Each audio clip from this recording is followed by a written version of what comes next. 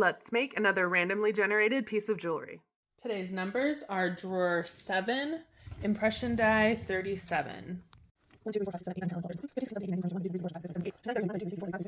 Here is the die we've chosen.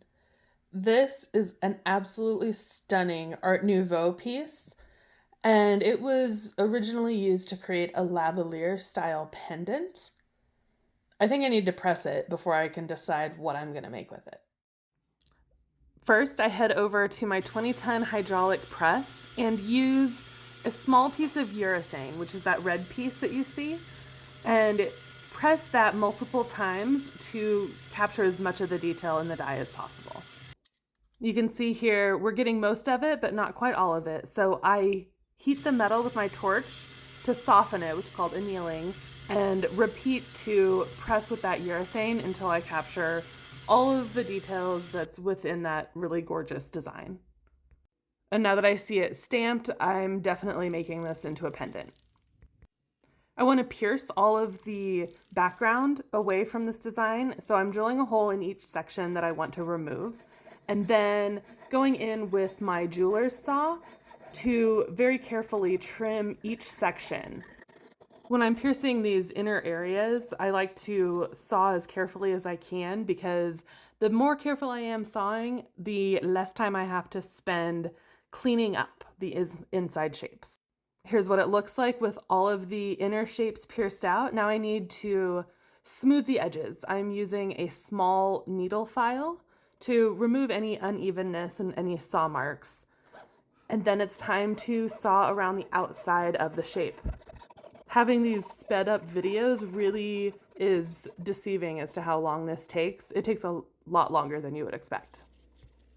I'm using a variety of different sanding discs to smooth the edges, and then I'm soldering 3 rings onto the stamping.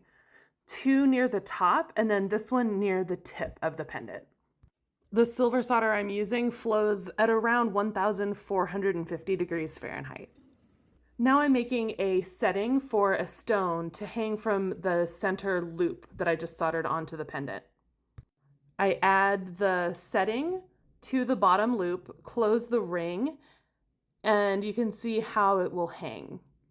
I'll trim that wire later, but I need to solder the ring closed first and solder some chain onto both of the rings on the top of the pendant. I sign my name and the metal quality, sterling silver, and here is the finished pendant.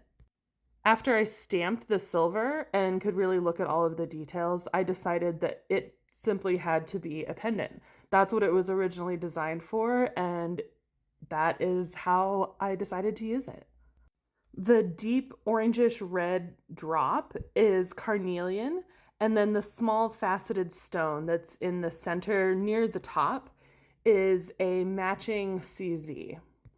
I did add a patina because there's just something about that silver with the darkened gray patina and that vibrant red-orange color that's just mwah.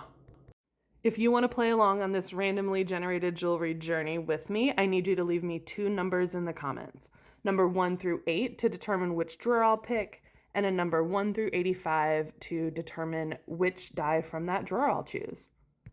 Thanks again for coming to hang out with me, and I will see you in the next video.